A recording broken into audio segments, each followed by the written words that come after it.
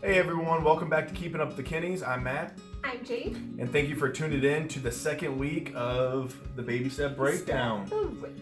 Yeah, so in this video, we are on Baby Step 2. So we are going to talk about how to pay off debt. So in this video, we're going to talk about what is debt as a whole, the different methods of taking care of that debt, and how those different methods change your perception and just your thought process on how to deal with it, and really just how to pay it off. And so thank you for tuning into this video. I hope you enjoy it. Make sure you like and subscribe to the channel for us. We really want to get to know everyone, and so if you have any questions, please ask. So without further ado, let's get into this video. Okay, so the very first part of this video is what is debt? What constitutes as debt? What is it? So yes, the monster. Yeah, it is credit cards, it is car loans, it is personal loans, it is a HELOC if it is under a certain amount of money. If it's not going to take you years to pay off, then it is part of baby step 2. If you're even people who talk to me, they'll list off all of their debts and then they think that this one debt is its own thing, and it is not, and that is student loans. Student loans are a loan. Personal loan, car loan, student loans. You take out the noun that's in front of them, what are they all? Loans. So a student loan is a loan, and you need to pay it off. Okay, so now that we got that out of the way, it also includes 0% interest. Oh, that's the big one. I can't tell you how many of my friends and family have talked and said, well, it doesn't matter. It's not a loan. It's free money, right? Free money. We're not paying interest for 36 months. Where did somebody get that idea that it's free money? You are paying $30,000 for the car, no matter if it's 0% interest or not. Yeah. There is no free money given to you. You did not win the lottery by getting a 0% loan. There is no free money with it. I think the mindset, though, Jade, is people go, okay, well, I don't have to make payments. I have 36, months or whatever of 0% interest. I'm saying payments on interest. So they don't have to pay it all off in full because they can stretch it out. It's easier on their budget. But remember, that comes back to what is debt? Debt is money that you owe someone else. Okay? And that's a broke person mentality of, I can afford the payments. If you can't afford it outright, you can't afford it. Oh, that talk. Being able to pay monthly payments on it means that you weren't able to afford it, so you needed to put it on credit to afford it. So you couldn't afford it. It's so aggravating because people, they say that all the time. Friends, family, oh, I can afford it. And then they say, well, I got plenty of money coming in per month. I can budget for it. And it's you can't afford it if you can't pay for it in cash. You hear me? Cash. You hear me? Cash money. Yeah. But that also goes into, normally 0% interest is either like you opened up a credit card and you got that for a year, or really the only other thing that you see it on are big like appliance purchases or brand new cars. Brand new cars. Yeah, it's never on a used car that you'll see this. So a new car loses 20% of its value in the first year that you own it. When you drive it off that lot, you lost money on it. Yeah. So that's why they're able to offer you 0%, because they know that in a few years they can buy that car back from you for a fraction of the price. Yeah. So that's a little bit about what is debt, what classifies as it, because the student loans and the 0% are kind of like the big ones that people for whatever reason don't think count as debt in their payoff. So those are still debt. You still need to pay them off. They're still a big deal. Why do you think people differentiate student loans? Because I think that student loans, like vehicle loans, and people think like, well, that was needed for my education, so it's like investing in your own future in a sense. But like, there's a line though, right? Like there's a difference from getting, like Dave always says, a degree in left-handed puppetry for $80,000 than getting a modest degree that can actually make you money. Don't spend $100,000 no matter on a job. what, a degree is going to make you. You can go to school for an amount that you can pay cash for. Yeah. That might mean that you have to go to community college. That might mean that you don't get to start off and you don't get to go to Arizona because it's the #1 party school in the United States and go to out out of state college, you might have to go. I made that sacrifice. I went to school in St. Louis because it was the cheapest option and I could live at home. And you didn't want to do that at first. I did not want to do it at all. Yeah, and literally your college, right? Your college life experience is gonna last this much, and then the rest of your life you're gonna pay that loan. It affects your entire life. So now we're going to go into the next part of this video, which is the nitty gritty of it, and that is debt snowball versus debt avalanche. Mm-hmm. So they both debt snowball. Yeah. All right. So yeah, there's two main ways to eliminate debt in your life. There's many, but the two main ones you most likely have heard is the debt snowball and the debt avalanche. Okay. So the debt snowball is when you list your debts from smallest to largest, and then that's how you pay them off. So you take your smallest debt, you pay that off, and then that payment that you would have used for that debt, you roll that into your next highest. Yep. And then the debt avalanche is the complete opposite. You list your debts from largest to smallest by interest rate, okay? And then when you pay that off, the highest to lowest, those payments just roll downwards instead of upwards. So looking into it, a lot of people will ask us and say, well, mathematically, it makes more sense to pay off the larger loan with the larger interest, right? Or just the loan with the highest interest rate in general, because if you have a 24% interest rate versus a 2% interest rate, well, over time you're going to pay more, which is true. It is true, and we combat that with, we live in a society and our country, and we live in a society where, I mean, a lot of people's attention spans are, you know, not very, very short. They might even be negative.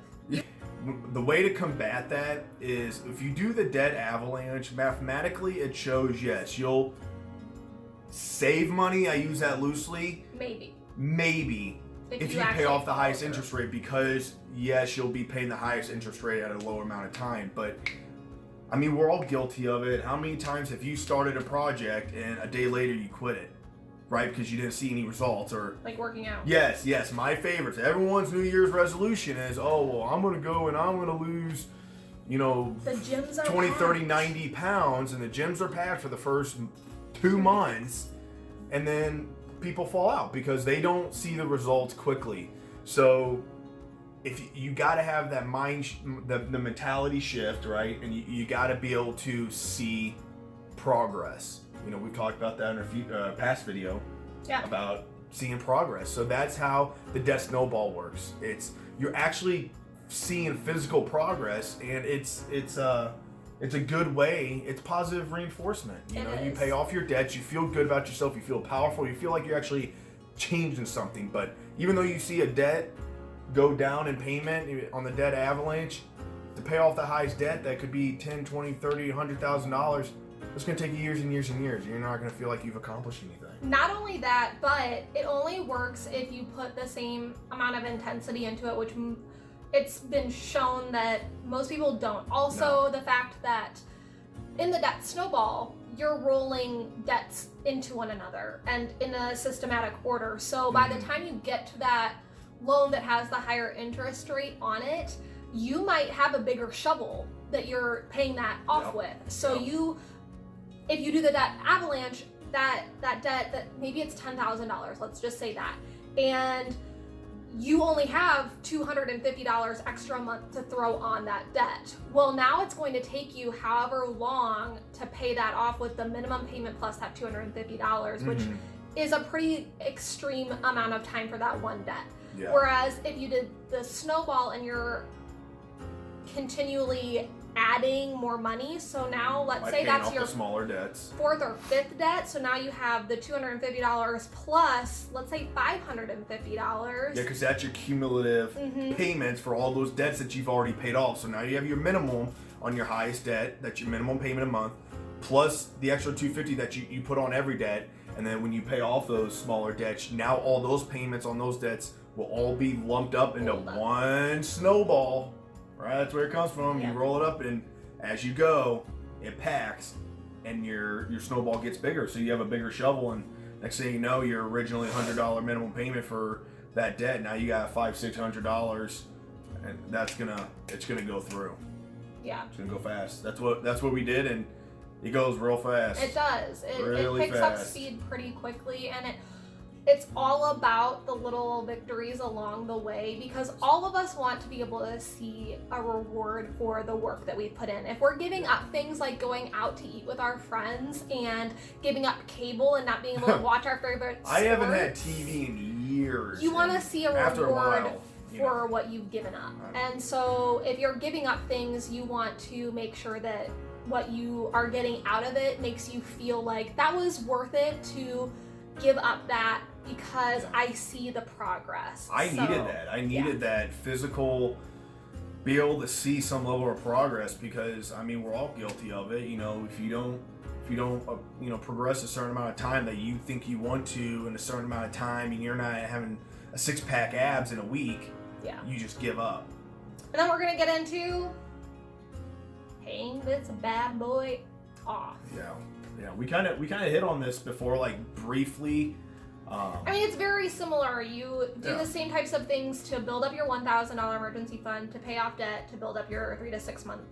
However, there are just a little bit different things because it is paying off debt. So the very first thing that you're going to want to do is create a budget for yourself and actually track your spending. Yes. Because everything should already have a place before your paycheck comes in. That sounds like common sense. And this is the same thing as paying yourself first. Mm-hmm. So what I do, or what we did, Matt did, I kind of helped Matt create this. She started doing this process.